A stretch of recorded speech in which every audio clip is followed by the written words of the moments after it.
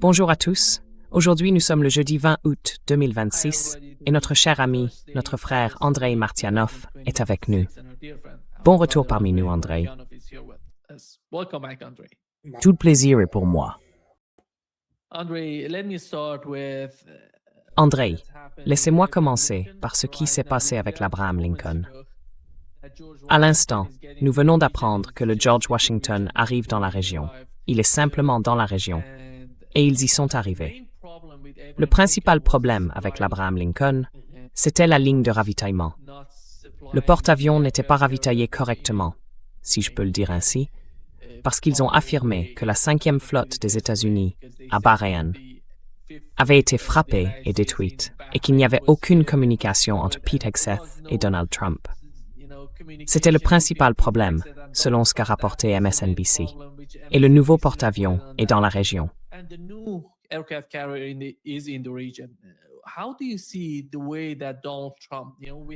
Comment voyez-vous le fait que Donald Trump, nous avons eu le Gerald Ford, l'Abraham Lincoln et en ce moment le George Washington, et l'un après l'autre, ils connaissent une sorte de mutinerie interne ou des problèmes ou quelque chose de ce genre, et ils rentrent aux États-Unis.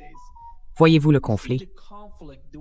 La ligne de Donald Trump en ce moment, le visage de la guerre aujourd'hui, c'est la poursuite du blocus, exercer une énorme pression économique sur l'Iran pour écraser son économie, détruire son système financier. C'est le plan actuel.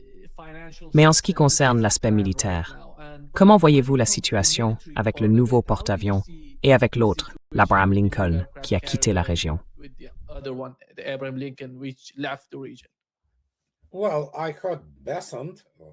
Eh bien, j'ai entendu Bessin, le ministre des Finances des États-Unis.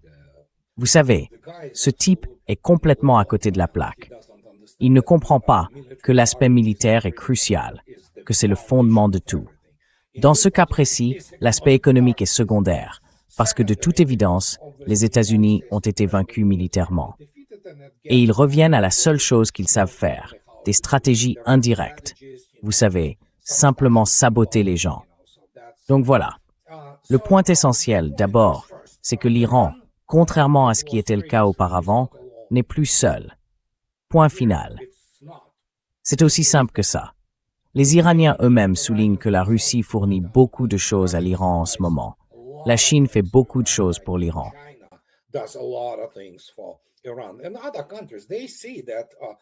Dans d'autres pays, ils constatent que l'isolement de l'Iran a été brisé. En revanche, sur le plan militaire, Hegseth est incompétent. On ne peut pas former un officier cadre par le biais du ROTC. C'est impossible, point final. Surtout quand il s'agit de comprendre les enjeux de son... Enfin, quoi que Pete Hegseth ait fait. Il était présentateur sur Fox, ou quel que soit le nom qu'il donne à ça, l'un de ces médias de propagande goebbelsienne. Il a été en Afghanistan. Waouh, je suis impressionné. Donc ça veut dire qu'il n'a jamais suivi la formation adéquate, qui en réalité n'existe même plus aux États-Unis, y compris dans les académies militaires, pour devenir officier cadre. Une formation qui demande beaucoup de temps, de nombreuses années, puis bien sûr des années de service, afin qu'il puisse comprendre ce qui se passe.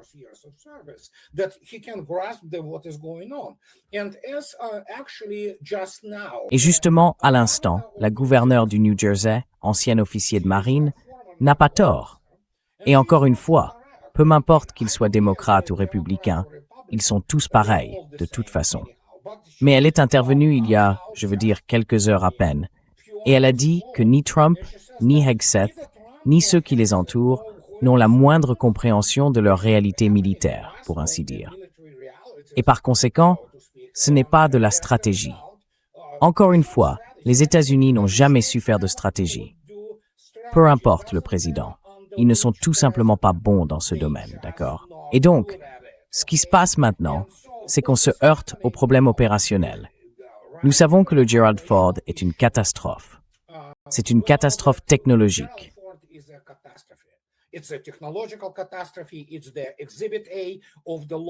C'est la preuve numéro 1 de la perte du savoir-faire américain, même dans la construction de porte-avions. Un domaine où les États-Unis ont toujours été les numéros 1 mondiaux, je veux dire depuis l'après-Seconde Guerre mondiale. Alors, qui les consulte ou les conseille? Regardez-les. Ces gens-là n'ont aucune idée de ce à quoi ils ont affaire. L'information est filtrée d'une certaine manière. Ça a toujours été le cas. Les États-Unis ont toujours, vous savez, tiré toutes les mauvaises leçons. Mais maintenant, c'est au grand jour avec ce qui s'est passé avec l'Iran. Et par conséquent, leurs lignes d'approvisionnement, oui, vous avez raison. Elles ont été, quel que soit le nom de ce point de ravitaillement, de cette base logistique, si vous voulez, dans le Golfe Persique, elle a été complètement détruite par les Iraniens.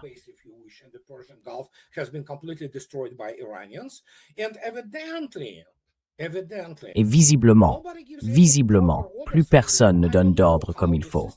Je ne sais pas vraiment comment le système fonctionne, au juste, mais je peux tout à fait croire, pas seulement le croire, j'ai des raisons de le soupçonner, que de toute évidence, les États-Unis ont tout simplement épuisé les stocks appropriés.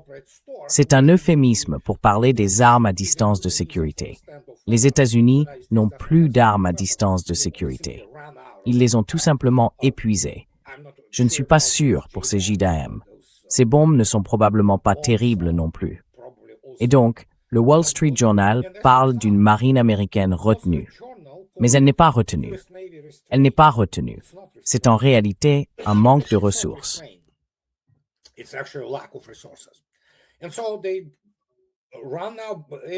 Et donc, ils évoquent l'Abraham Lincoln. C'est scandaleux. Quand Trump, qui est un lâche et n'a jamais servi un seul jour de sa vie, dit « Oh oui, il y a eu des déploiements plus longs ». Ah oui, vraiment. Évidemment, on voit maintenant que des gens le disent ouvertement. Des parents de leurs enfants, des marins, et les marins eux-mêmes disent qu'en gros, ils avaient faim. Ils mouraient de faim. En moyenne, ils recevaient, d'après ce que disent les gens, encore une fois, ne vous y trompez pas, je n'y suis pas, 2500 calories par jour. Pour un gars, surtout un jeune, qui fait par exemple des rotations sur le pont et qui travaille dans tous ces hangars à entretenir les avions, il faut beaucoup de calories, au moins le double, 5000. Un jeune corps, beaucoup d'efforts physiques.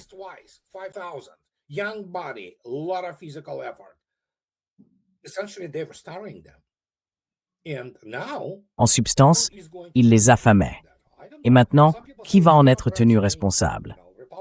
Je ne sais pas. Certains disent que ce sont les démocrates contre les républicains et contre Trump. Très bien. La prostitution politique est devenue un état de fait normal. Mais le problème, c'est qu'il est là. Et le Washington, le George Washington, qui se rend là-bas, je ne sais pas quel groupe aéronaval l'accompagne, ni quel type d'escadron de destroyer le soutient réellement. Mais après ce qui est arrivé au Ben Fold, eh bien, ce n'est pas un navire neuf. C'est l'un des premiers de la classe Arleigh Burke, version Flight 2, je crois. Il a plus de 30 ans. Et 4 jours, 96 heures sans électricité, ça ne veut littéralement rien dire.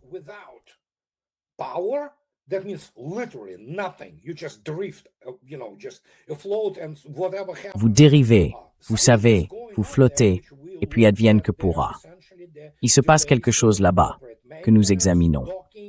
Il y a en substance des retards dans la maintenance appropriée, les mises en cale sèches, vous savez, les réparations et ce genre de choses pour la marine qui a été maltraitée. Elle n'est pas utilisée. Le concept américain de contrôle des mers est complètement obsolète. Carrément obsolète. Alors, ils essayent maintenant d'utiliser ces idées de la Seconde Guerre mondiale. Vous savez, la puissance aérienne des porte-avions avec des escortes contre un pays qui peut couler le porte-avions s'il décide vraiment de le faire. Nous avons donc cette situation. C'est un foutoir total. Et ce matin, j'ai regardé le prix du pétrole. Il est élevé, très élevé. Et ils n'ont pas d'autre choix que d'y aller. Et ce sont, en substance, les convulsions de l'Empire.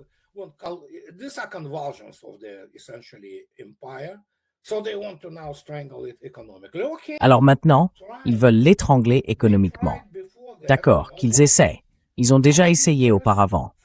Vous savez depuis combien d'années? 47 ans. Depuis 1969. C'est à ce moment-là qu'a eu lieu la révolution islamique. Et évidemment, l'Iran a été, vous savez, pratiquement soumis à des sanctions et isolé par le monde entier, y compris par l'Union soviétique d'ailleurs. Mais le fait est que la Russie et l'Iran sont désormais des alliés stratégiques. Et c'est vraiment à l'Iran de décider comment il veut aussi approfondir ses relations. Mais la Russie aide, la Chine aide, et l'Iran n'est pas seul. Et je ne veux pas faire semblant de dire qu'il n'y a pas de problème. Il y a des problèmes, il y a des difficultés en Iran, il y a incontestablement des répercussions économiques, mais encore une fois, c'est comme ça que l'Iran vit depuis 46 ans. Ils s'y sont simplement habitués.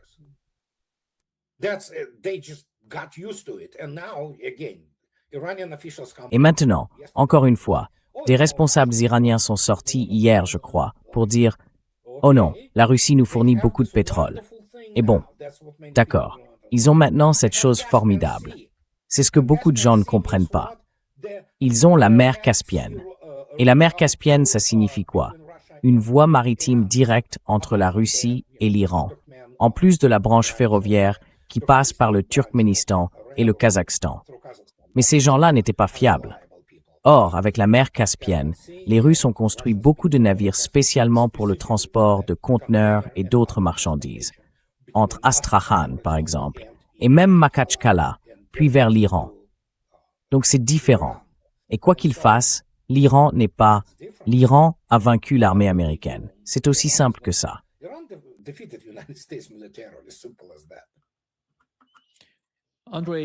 Andrei, comme vous l'avez mentionné, Scott Bessent a dit il y a quelques instants qu'il ne savait pas ce qui se passait avec le prix du pétrole.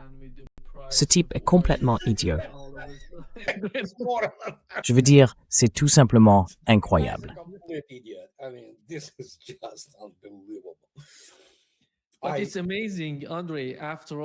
C'est incroyable, Andrei. Quand on voit tout ce qui se passe et la manière dont les États-Unis se sont battus et se battent encore aujourd'hui avec ces porte-avions. Andrei, ce sont de petites îles. Ils n'ont même pas besoin d'en couler un. S'ils en détruisent une partie, il ne servira plus à rien.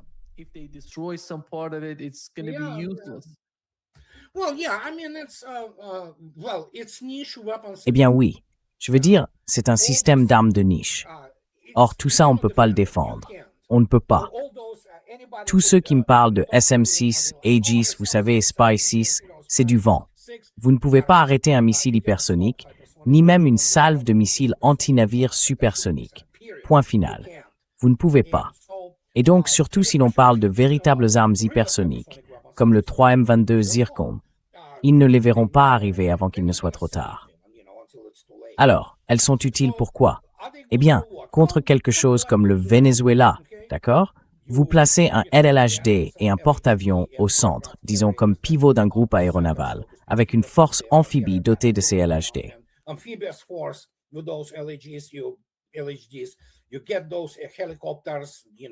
Vous avez ces hélicoptères, vous savez, tous ces types de la CIA et des forces spéciales, peu importe, les bérets verts, quel que soit leur nom, ça n'a pas d'importance. Ils font leur travail, ils achètent les politiques. Donc d'accord, c'est comme ça, enfin pas vraiment encore, même Israël a vendu le président.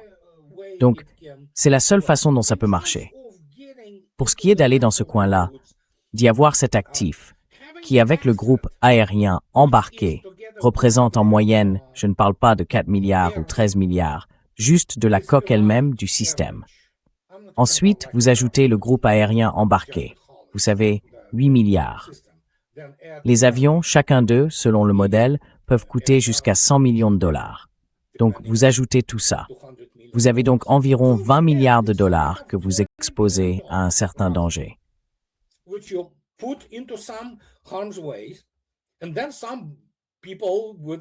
Et puis, il y a des gens avec de charmants missiles anti-navires qui se disent « Oh, très bien, je vais me procurer des ordres et tous ces merveilleux, vous savez, avantages en gros. Tirons 8 missiles supersoniques, capables de manœuvrer, et qu'est-ce que vous allez faire? Ah oui, ils en abattront probablement quelques-uns. Si c'est hypersonique, ils ne les verront même pas. Ils ne réagiront même pas. Ils n'ont pas de système d'armes. Bang. Qu'est-ce que vous avez? Vous avez une catastrophe. Et c'est tout le problème aux États-Unis. Et je le dis depuis tellement d'années. Ils assimilent ce qui est normal pour une économie construite autour du Wall Street Journal et de ses usines à diplôme de l'Ivy League.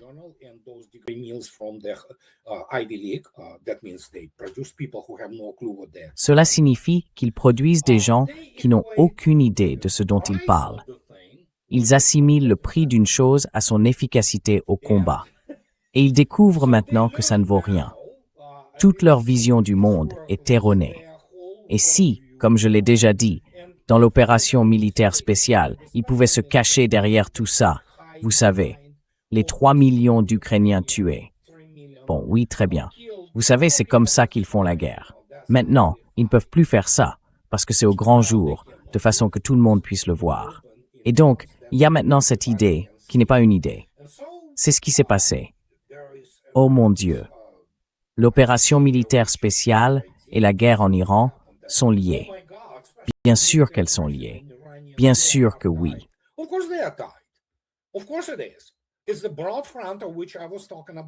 C'est le vaste front dont je parle depuis des années. Oui, c'est un empire en train de mourir, très incompétent, qui manque de capacité, de vraies capacités. Or, c'est ça qui compte, qui pèse sur les objectifs politiques de la campagne. Là encore, ma vidéo qui devrait apparaître une fois qu'on aura terminé ici, en parle. Ils n'y comprennent rien. Ils pensent apprendre quelques détails tactiques. Ils s'imaginent comprendre l'art opératif ou les opérations. Ce n'est pas le cas. C'est tout le problème. C'est tout le problème. Ils évoluent dans ce système rigide, défini et essentiellement façonné par toutes sortes de perdants, vous savez, de la Wehrmacht jusqu'à, la marine américaine victorieuse qui reste encore prisonnière pour l'essentiel de ses concepts de la Seconde Guerre mondiale, simplement légèrement modifiés. Et c'est pour ça qu'on voit ce qu'on voit.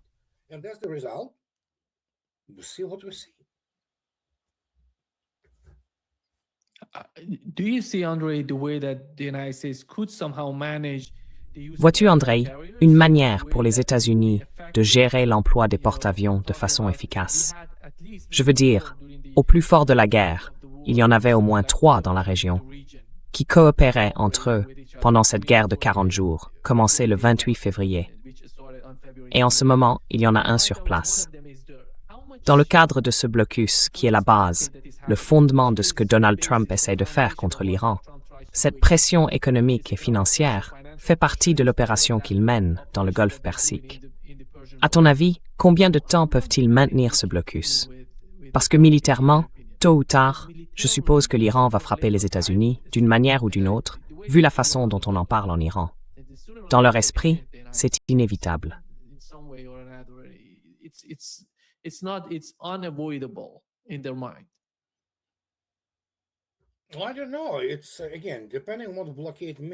Eh bien, je ne sais pas.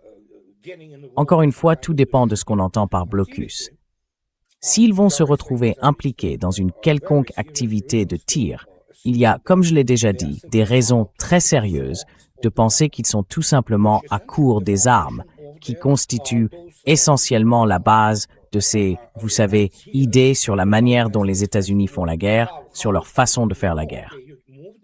D'accord, vous placez le groupe aéronaval en position. D'accord, ces 2 ou 3 destroyers de la classe Arleigh Burke tirent, peu importe, environ 40 missiles Tomahawk chacun, ou ce qu'ils disent d'en produire. Oh, le choc et la stupeur, vous savez.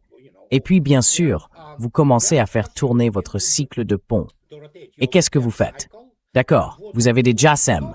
D'accord, les F-18 emportent des JASSM. D'accord? C'est un bon missile, subsonique. C'est essentiellement une variante du missile Tomahawk. Je veux dire, il est furtif et ce genre de choses.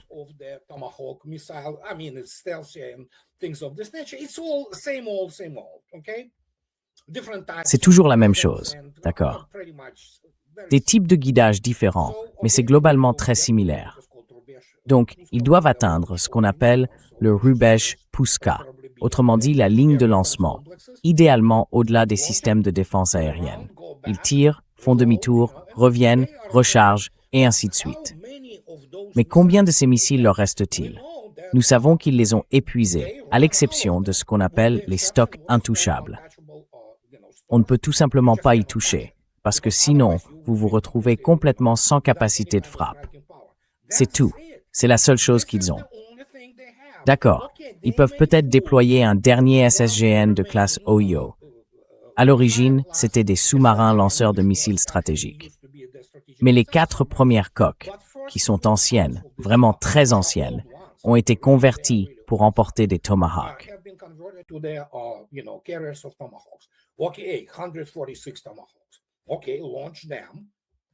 D'accord, 146 Tomahawks. D'accord, lancez-les contre un pays de la taille de l'Iran.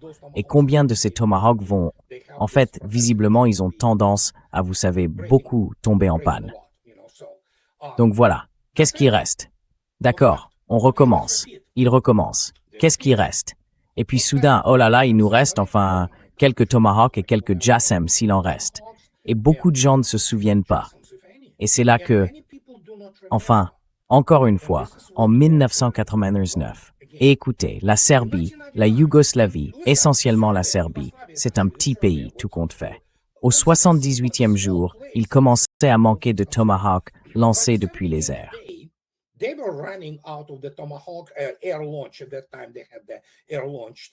À ce moment-là, ils avaient les missiles Tomahawk lancés depuis les airs. Ils étaient tout simplement en train de les épuiser tous. Après ça, qu'est-ce que vous devez faire? Vous devez lancer des opérations au sol. Ils avaient peur de M. Clark. Enfin bref, cette princesse du parfum, vous savez, un type génocidaire. Il peut raconter ce qu'il veut. Mais l'armée américaine n'était pas prête à combattre dans les montagnes des Balkans, alors que l'armée serbe, elle, l'était. Jusqu'à ce qu'elle soit, bien sûr, trahie par des politiciens serbes et les gens qui les soutenaient. Mais le reste, enfin, c'est la Serbie. Là, c'est l'Iran.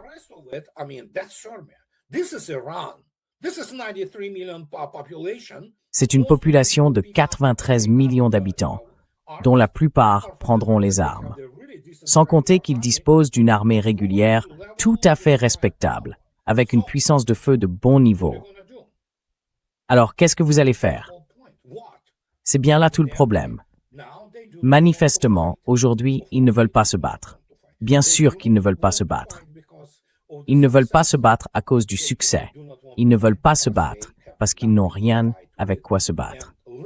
Et surtout, leur état moral, enfin, le moral et la cohésion des troupes, qui écrivent maintenant tous ces messages sur les ailerons des avions, en comprenant dans quoi ils se sont embarqués, eh bien, ont été atteints par l'administration Trump.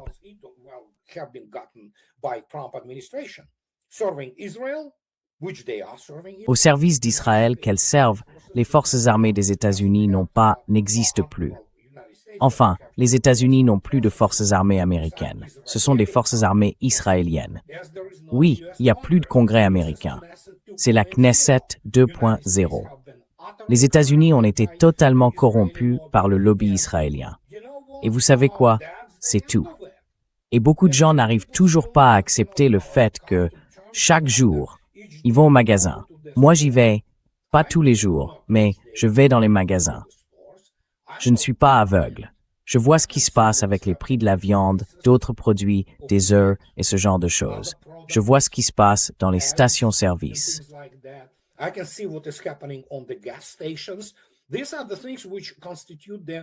Ce sont les choses qui constituent les conditions de vie normales des gens. Eh bien, devinez quoi? Ça va devenir bien pire. Et pour l'Europe, c'est pratiquement terminé. C'en est fini pour eux.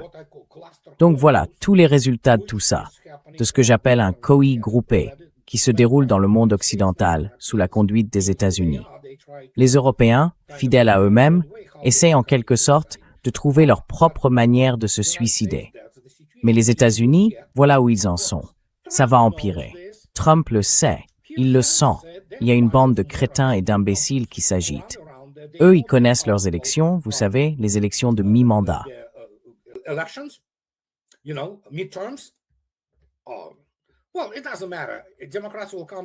Eh bien, ça n'a pas d'importance. Les démocrates arriveront. Ils continueront à foutre le pays en l'air de la même façon, simplement avec un autre type de coït, pour ainsi dire, vous voyez. C'est ce qui se passe. On ne peut pas vraiment réparer ce qui est arrivé aux États-Unis, qui ont complètement perdu toute forme de stature. L'armée est un tigre de papier.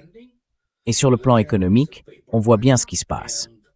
Sans compter que, oui, on vient récemment de dépasser les 40 000 milliards de dollars de dette nationale. Il faut bien que quelqu'un la rembourse. Super. Eh bien, ces abrutis ont adopté leur budget de défense de 1500 milliards de dollars, qui ne produira toujours rien d'autre que de la camelote coûteuse. Et ces gens-là n'ont pas la moindre idée de ce qu'ils font.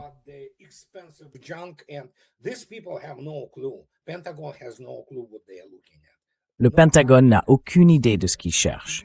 Non, je veux dire, c'est littéralement ça. Et il y a des gens dans le très haut commandement qui comprennent leur situation.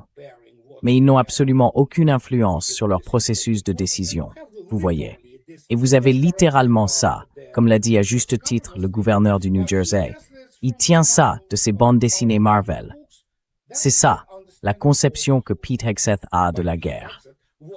Et manifestement, à en juger par tous les signes, c'est aussi ainsi que le haut commandement et le Pentagone comprennent ce qu'est la guerre. Les bandes dessinées Marvel, vous savez, les super-pouvoirs, enfin peu importe, je ne suis pas spécialiste de l'univers Marvel. Donc, tous ces super-pouvoirs, vous savez, les rayons de la mort et tout le reste. Voilà, en gros.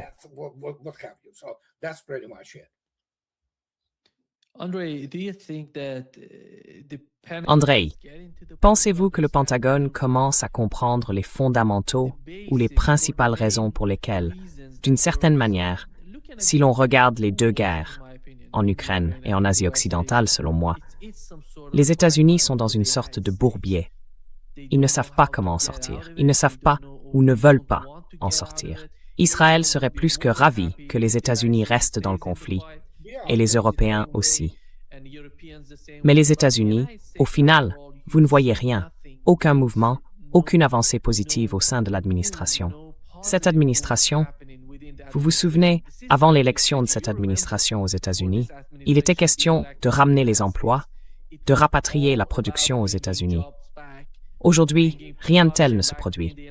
Il n'est question que de guerre.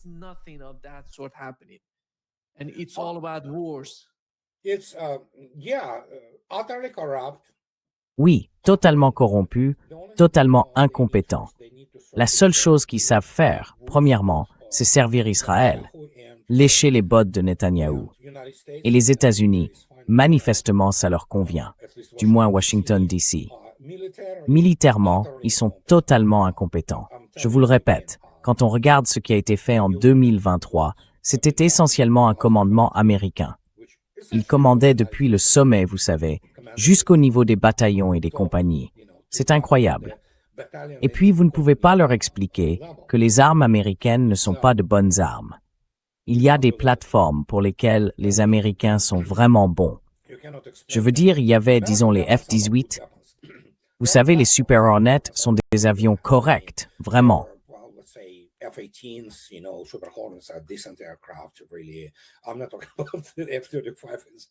Je ne parle pas des F-35. C'est une toute autre histoire. Les États-Unis ont toujours eu l'avantage, vous savez, dans le traitement du signal, la puissance de calcul et ce genre de choses. Ce qui d'ailleurs n'est plus garanti aujourd'hui. Mais pour le reste, quand on regarde les capacités tactiques et cinétiques, ils sont pathétiques. Franchement. Ils sont pathétiques. Ils ne comprennent pas. Beaucoup de gens ne comprennent toujours pas. Toute la mythologie autour des États-Unis, de leur puissance et de leur défense, a été complètement, je veux dire, détruite en Ukraine. Beaucoup de gens ne comprennent pas que le Patriot PAC-3 est une blague, d'accord? Et maintenant, vous avez, et encore une fois, nous l'avons répété de nombreuses fois.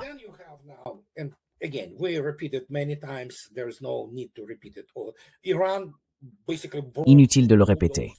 L'Iran a en gros percé toutes ses défenses aériennes et antimissiles tant vantées, dont on parle tant et qui sont presque inutiles. C'est quoi ça? Vous savez quoi? À l'époque de Staline en Union soviétique, pour ce genre de choses, vous auriez fini contre un mur exécuté. Parce que pour le classement au point, je veux dire, il ne s'intéresse qu'au résultat final. Alors que puis-je dire? Ce ne sont pas de bonnes armes. Disons-le comme ça. Et puis quand vous avez un concept qui repose essentiellement sur des contes de fées, eh bien encore une fois, ne vous y trompez pas. Il y a toujours des gens aux États-Unis, y compris d'anciens militaires, qui pensent avoir gagné au Vietnam.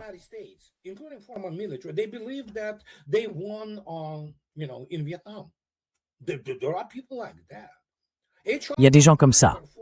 H.R. McMaster, ancien conseiller à la sécurité nationale, qui n'est pas resté très longtemps lors du premier mandat de Trump, le général, vous savez, il a failli être inculpé pour crimes de guerre après les traitements inhumains infligés par son régiment à des prisonniers de guerre irakiens. Oui, il y a des éléments très solides. Enfin, pas seulement des éléments. Il y a au fond des preuves et des gens qui en parlent et qui l'ont consigné par écrit. Alors il a écrit, vous savez, Dereliction of Duty. Oui, sur la manière dont tout le monde nous a plus ou moins fait perdre au Vietnam et ce genre de choses. C'est le système.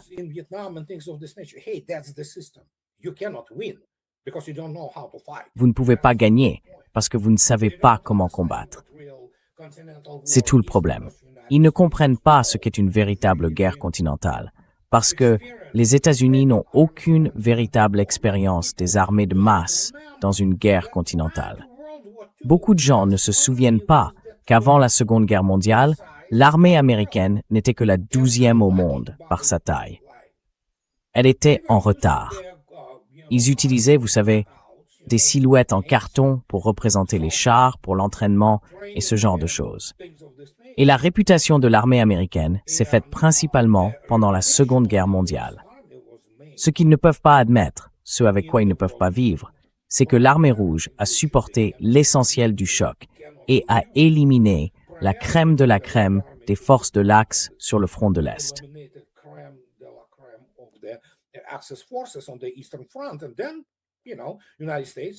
Et puis vous savez, les États-Unis ont évidemment débarqué là-bas avec héroïsme, aux côtés des Britanniques, en Normandie. Et à partir de là, ils ont développé ce récit selon lequel, bien sûr, ah oui, les Russes ont détruit plus de 80% de ce que la Wehrmacht et les forces de l'Axe avaient de meilleur. Mais à part ça, regardez-nous, nous sommes formidables. Non, vous étiez formidables. Je veux dire, personne ne nie l'héroïsme et le dévouement des militaires américains pendant la Seconde Guerre mondiale, et en particulier de la marine américaine. Mais encore une fois, beaucoup de gens ne veulent pas admettre que même face au Japon, les États-Unis étaient un monstre économique et militaire. Donc l'idée qu'ils affrontaient en quelque sorte une force égale, non.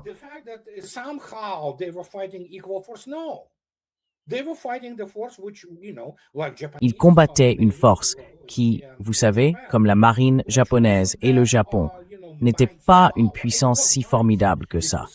Elle était puissante. Elle a quand même réussi à mettre un sale coup aux États-Unis, vous savez.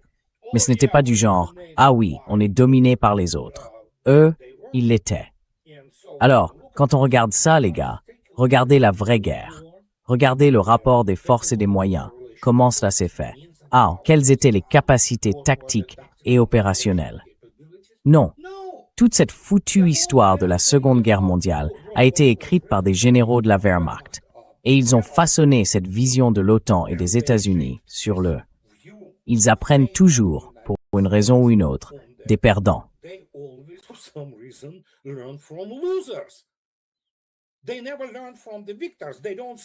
Ils n'ont jamais appris des vainqueurs. Ils n'étudient pas. Enfin, je veux dire, certains le font, mais à quoi bon l'étudier? Ils ne sont même pas capables de lire correctement la bataille de Stalingrad, ou vous savez, de comprendre ce qui s'y passait réellement. Ils n'y arrivent pas. Certains le font, mais cela ne façonne en rien, au fond, leur vision du monde et leur vision de la guerre. Tout repose sur des campagnes courtes. Les forces armées des États-Unis ne sont capables de mener qu'une campagne courte, entre 30 et peut-être 45 ou 50 jours. Après ça, elles s'épuisent complètement. Nous l'observons en ce moment même. Mais encore une fois, n'oubliez pas, la Russie, dans le cadre de l'opération militaire spéciale, combat l'ensemble de l'OTAN. C'est ce qu'ils ne veulent pas admettre, mais c'est le cas, vous savez.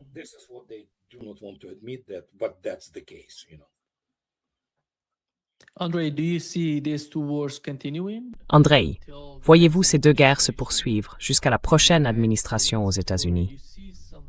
Ou pensez-vous qu'elles pourraient, d'une manière ou d'une autre, prendre fin? Je pose la question parce que, quand on en vient aux sanctions, à la pression exercée sur leur économie, il ne s'agit pas seulement de l'Iran ou de la Russie. De la même façon, nous pensions que Donald Trump serait différent. Mais jusqu'à présent, ça n'a pas été le cas.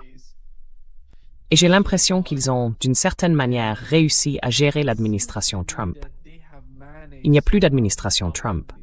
En gros, elle est dirigée par quelqu'un d'autre. Je ne sais pas qui est ce type, mais ces gens en coulisses, ce sont eux qui gèrent toutes ces guerres.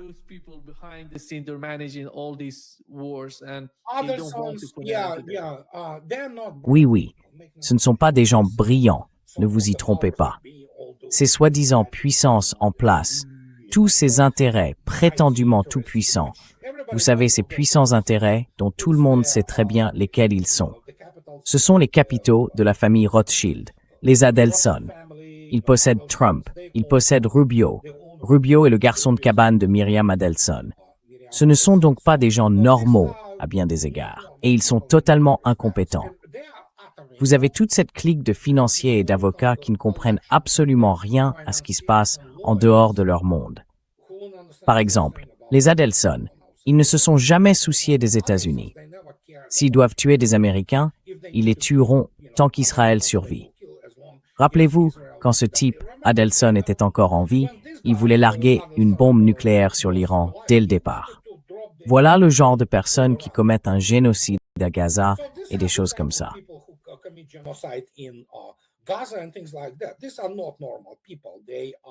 Ce ne sont pas des gens normaux.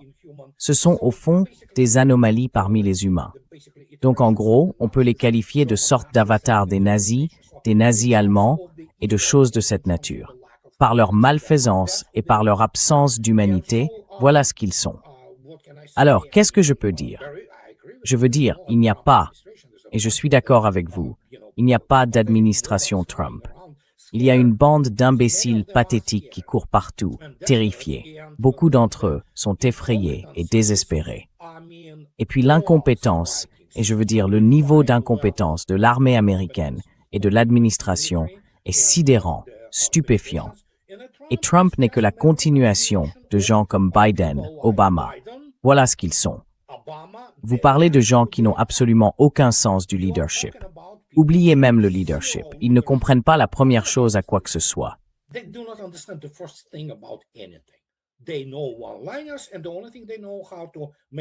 Ils connaissent les petites phrases, et la seule chose qu'ils savent faire, c'est gagner de l'argent grâce à la spéculation. La famille Obama est manifestement très liée, par exemple, à l'industrie pharmaceutique. Donc vous savez, ils savent se vendre à leurs intérêts financiers. Ce qui, si l'on se souvient du travail profond de Vladimir Ilyich Lénine, à partir de 1906, je crois, ça devrait donc avoir 120 ans, ce qui m'impressionne. Et ça s'appelle l'impérialisme, stade suprême du capitalisme. Et devinez quoi? L'un des nombreux points ou facteurs ou caractéristiques de ce quoi? Le début de la domination du capital financier sur le capital industriel. Oh, ça s'est déjà produit, n'est-ce pas? Et puis, bien sûr, le capital financier commence manifestement à déplacer pour l'essentiel les capacités industrielles hors de Chine.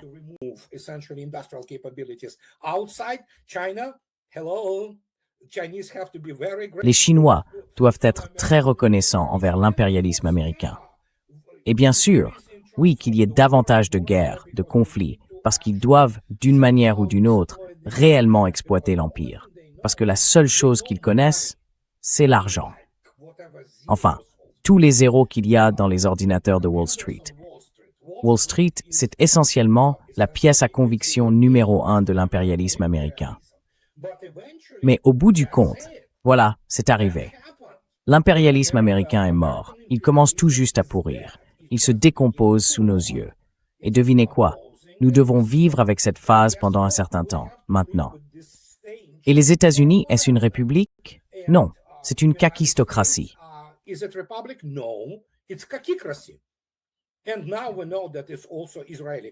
Et maintenant, nous savons que c'est aussi israélien, parce qu'Israël contrôle essentiellement une bonne partie de la politique intérieure et étrangère des États-Unis. La CIA n'est pas déjà corrompue, et elle travaillera pour Israël. D'accord? C'est aussi simple que ça. Et quand on regarde tout ça, eh bien c'est une triste fin pour un pays qui avait tant de potentiel. Oh là là. Les États-Unis ont été une grande puissance industrielle pendant une grande partie du XXe siècle, avec tant de contributions positives, et pas seulement l'exploitation des colonies. Mais voilà, ils ne peuvent pas se permettre de maintenir l'Empire. Leur armée se désintègre, elle se décompose, et on ne peut pas l'arrêter.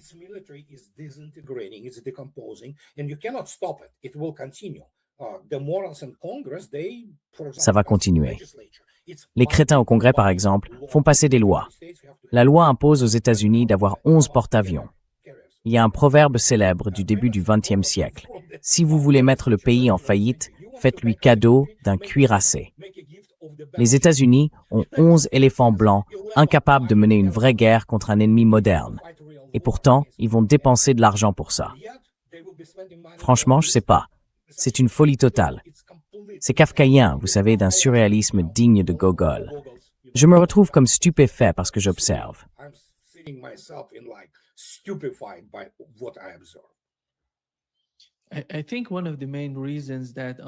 Je pense que l'une des principales raisons pour lesquelles, Andrei, on voit un énorme, je ne sais pas comment le dire, une énorme forme d'incompréhension de la part des militaires. Et en matière de stratégie militaire, c'est que ces responsables politiques ne parlent pas avec les militaires. Les conseillers militaires compétents, ou ceux qui ont peut-être une certaine compréhension du véritable champ de bataille, il n'y a aucune communication entre les deux camps. Même sous Biden, vous vous souvenez de la manière dont Jake Sullivan parlait, vous savez, de la guerre. Et même avec cette administration, quand ils ont décidé d'aller au Yémen pour combattre indirectement les Yéménites, ils pensaient que tout était politique. Il n'y a aucune stratégie militaire derrière ça.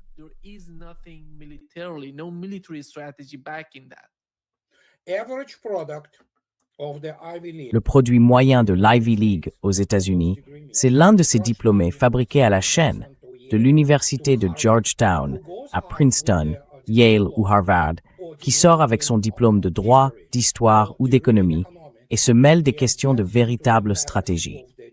Ce sont tous des fraudes académiques, sans exception. Ils ne comprendront pas la première chose à ce à quoi ils ont affaire, parce qu'au bout du compte, et vous avez une formation en STEM, d'accord? Toute cette idée consistant à enseigner à certaines personnes le latin ou le droit romain, puis à croire qu'elles peuvent, d'une manière ou d'une autre, comprendre le fonctionnement moderne des systèmes de défense aérienne, des systèmes, et ce qu'est un système de système.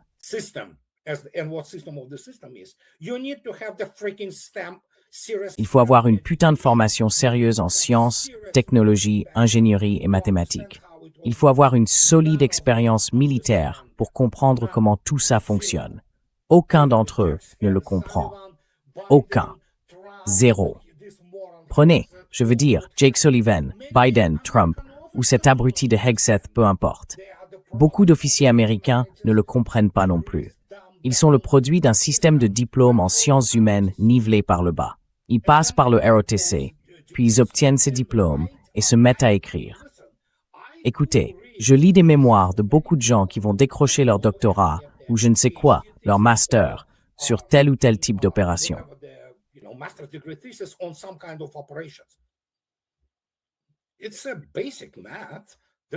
C'est de l'arithmétique élémentaire. Il n'y a rien là-dedans qui soit, vous savez, quelque chose.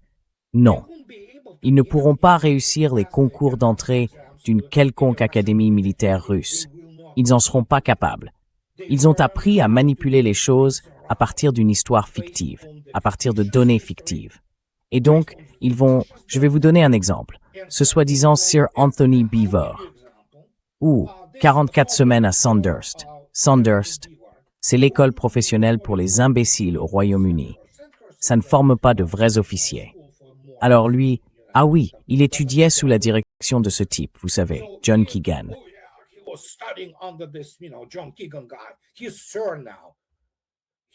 C'est Sir maintenant.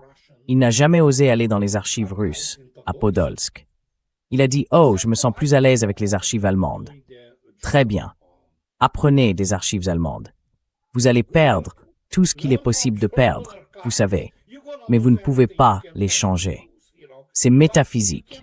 Ils sont profondément racistes envers, par exemple, les slaves. Ils le sont encore. C'est aussi le cas d'une grande partie du corps des officiers de l'armée américaine. Et vous savez, il y avait ce type, grande gueule, général très médiocre, dont on a fait beaucoup trop. Patton. Il était catégorique. Il disait que les Russes ne se soucient que de la façon de les tuer parce que ce sont une horde asiatique, vous savez, des sous-hommes.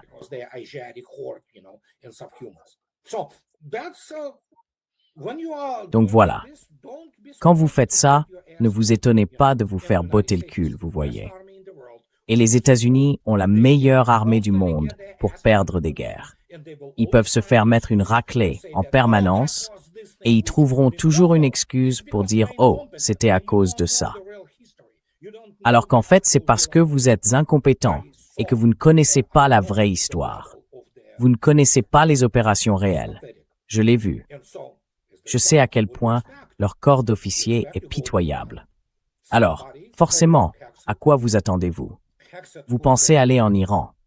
Quelqu'un a dit à Hegseth, qui est un imbécile inculte et sans éducation, dit à Trump. Mais Trump, vous savez quoi, l'a nommé? Il a nommé John Mattis comme, vous savez, secrétaire à la défense. Vous savez pourquoi? Oh, il avait fière allure en uniforme et il avait une voix de marine, vous voyez.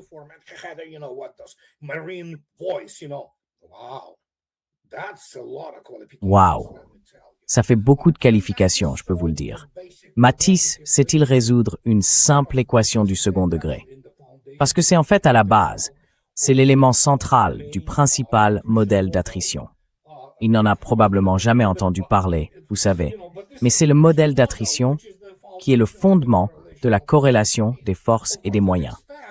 Bien sûr, cela développe ces équations différentielles, vous voyez. C'est ce qu'ils étudient dans les académies militaires, et c'est comme ça qu'on fait. Ensuite, on élabore des modèles de combat, puis on a des supercalculateurs qui travaillent à l'état-major général, ce que, curieusement, l'armée américaine n'a pas. Ils pensent qu'au niveau des CENTCOM, ils savent quoi faire. Ce n'est pas le cas.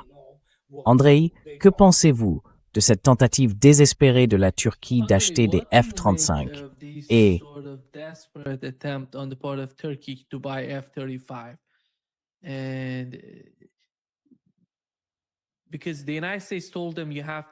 Parce que les États-Unis leur ont dit « Vous devez vous débarrasser des S-400 avant d'obtenir des F-35 ». Et on a l'impression que le pays est d'une certaine manière stupéfait qu'il regarde ce qui se passe. En même temps, Erdogan veut s'asseoir sur plusieurs chaises. Il se dit peut-être que celle-ci est meilleure en ce moment, puis que la prochaine fois, ce sera plutôt celle-là.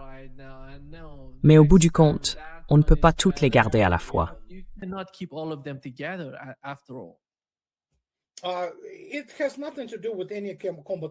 Cela n'a rien à voir avec des capacités de combat.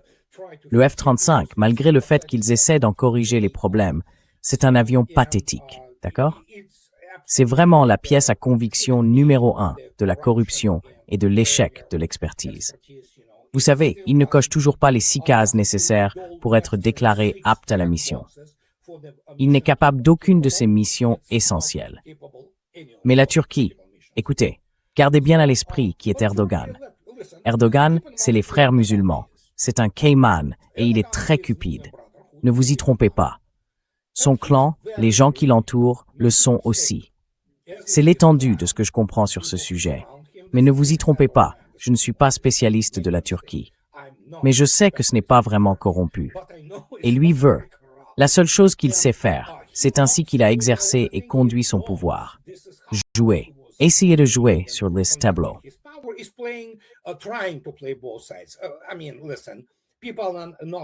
Je veux dire, écoutez, les gens ne sont pas stupides, d'accord? Mais lui, par exemple, il peut jouer avec l'Union européenne, alors qu'il est évident que la Turquie ne fera jamais partie de l'Union européenne. Mais il essayait de, vous savez, faire pression, notamment en ouvrant, vous savez, cette valve des réfugiés syriens, qui sont, vous savez, essentiellement en Europe, et ils commettent beaucoup de crimes. Voilà son niveau de compréhension de l'art de gouverner, d'accord? Il veut des F-35, parce que vous savez, d'abord évidemment, d'une manière ou d'une autre, ses intérêts personnels, ceux de ses proches, sont impliqués là-dedans. En théorie, il y a certaines personnes dans l'armée turque. Ne vous y trompez pas, les Turcs ne sont pas stupides, ils sont plutôt rusés, et il y a là-bas des gens très intelligents. Mais ils veulent être proches des États-Unis.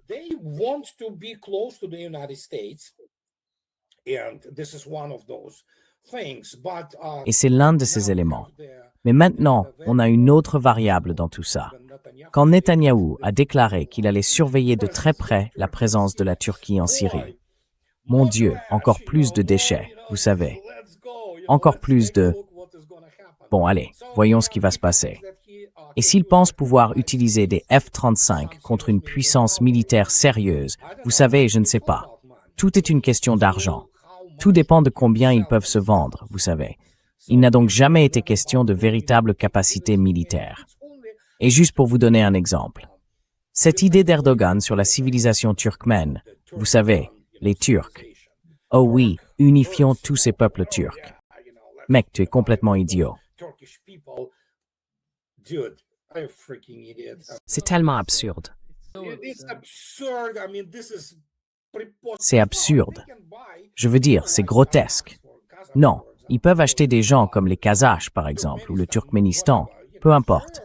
Vous savez, bien sûr, oui, tout tourne autour d'une sorte de blanchiment d'argent, de programmes complètement dingues, totalement irréels. Alors, que puis-je dire? C'est comme ça.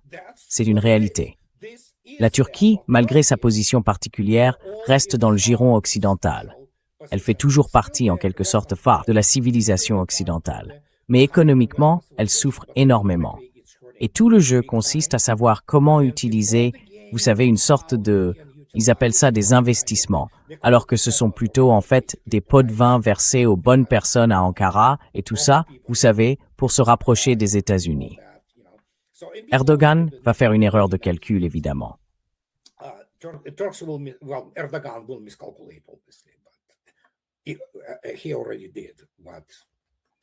Il l'a déjà fait. Que voulez-vous que je dise? Alors, ils vont acheter cette camelote. Et la dernière de leurs préoccupations, c'est de maintenir un certain niveau de compétence dans le domaine aéronautique. Parce que la Turquie, auparavant, fabriquait des pièces de fuselage pour les F-35. Et ça apporte évidemment tout de suite une certaine expertise technique. Il faut être très bon dans les matériaux composites, vous savez, et ce genre de choses. Donc c'est aussi un facteur dans cette décision. Il veut donc, manifestement, maintenir ce type de savoir-faire. Non pas que cela va l'aider à développer un véritable chasseur national conçu par eux-mêmes. La Turquie n'en est pas capable. Ils prétendent « Oh oui, on travaille sur la 6e génération. » Bien sûr, oui. Mais ils sont comme ça. On n'y peut rien.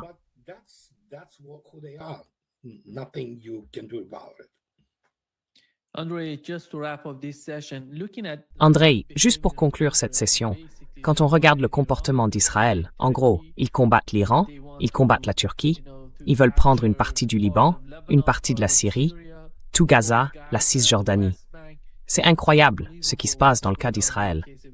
Quand vous regardez le comportement de l'armée israélienne, connaissent-ils les limites? Les limites de leur force, de leur puissance. Totalement incompétents. Totalement incompétents.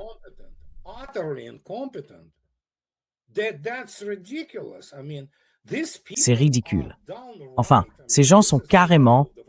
Enfin, on est au niveau d'une école professionnelle. Ils sont complètement grisés par leur propre propagande, notamment, évidemment, à travers les médias américains qui ont encensé Israël. Parce que beaucoup, dans les médias américains et à Hollywood, soutiennent Israël. Toutes ces conneries sur le fait qu'ils seraient si bons, ils ne sont pas bons. Enfin, ils ont été capables de vaincre des Arabes. C'est comme des enfants de 5 ans. Et encore une fois, ils ne comprennent pas. Ceux qui ont vaincu les Arabes, l'Égypte et la Syrie en 67 et en 73, ce n'étaient pas les Israéliens d'aujourd'hui. C'étaient des Juifs soviétiques, venus de l'armée rouge soviétique et des forces armées soviétiques, dont beaucoup étaient des vétérans de la Seconde Guerre mondiale. C'étaient des gens coriaces et très intelligents.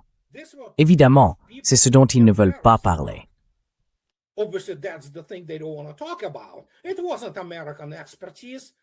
Ce n'était pas une expertise américaine. Beaucoup de gens ne savent même pas qu'en réalité, l'armée de défense israélienne, à cette époque, en 1973, avait ce qu'on appelait l'appel des 28 Panfilovtsi. La plupart des membres de l'armée américaine ne savent même pas ce que cela veut dire. Ils en ont aucune idée. Mais eux, ils le savaient, parce que c'était après l'armée rouge, la célèbre division Panfilov, les 28 Panfilovtsi, qui ont arrêté les forces de Guderian, une partie des forces de Guderian, aux abords de Moscou. Ils ne veulent même pas en parler. Mais ces gens-là étaient diplômés des académies militaires soviétiques. Et donc, ce sont eux qui les ont vaincus. Et puis, bien sûr, maintenant, quand vous regardez ça, avez-vous vu à quoi ils ressemblent? Ce sont des bataillons punitifs avec de l'équipement lourd.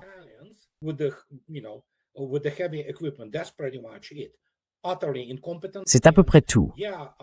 D'une incompétence totale. Et oui, à Gaza, quoi? 50 000 carrés, ou quelque chose comme ça? 3 ans, et ils arrivent toujours pas à... Enfin, ils y ont commis un génocide. Ils tuent des civils, et ils se cachent derrière des civils. Ils les violent, ils font toutes ces choses-là. Quelle force exemplaire!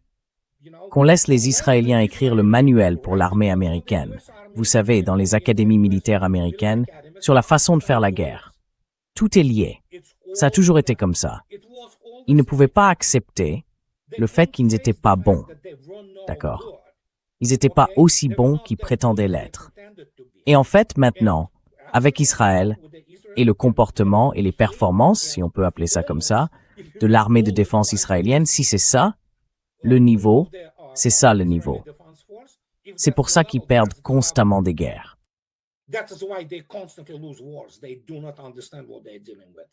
Ils ne comprennent pas à quoi ils ont affaire. Ils sont en plein délire d'approvisionnement. Mais bon, il y a Michael Bay. Qu'on laisse faire un autre film sur la manière dont l'armée américaine, avec les Israéliens, vainc je ne sais quels envahisseurs venus de la planète Zoltar et qui veulent soumettre l'humanité. Et c'est ça, leur connerie. Oh, Top Gun Maverick. Écoutez, regardez ça. Oui, appelons Tom Cruise. Il va aller apprendre auprès de l'armée de l'air israélienne comment faire ce qu'ils font, peu importe quoi. Donc c'est pathétique. Vraiment. Comme je l'ai déjà dit, c'est stupéfiant de voir ça. C'est le pire niveau de propagande possible. Les nazis faisaient mieux que ça. Enfin, c'était une sacrée force, pour commencer. C'est un niveau que l'armée américaine n'atteindra jamais. Mais ils ne comprendront même pas comment le présenter, ni comment l'adapter à l'époque. Mais qu'est-ce que j'en sais?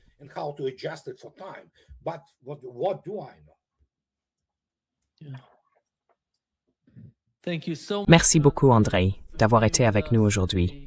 C'est toujours un grand plaisir. Le plaisir est pour moi. Au revoir. See you. Bye-bye.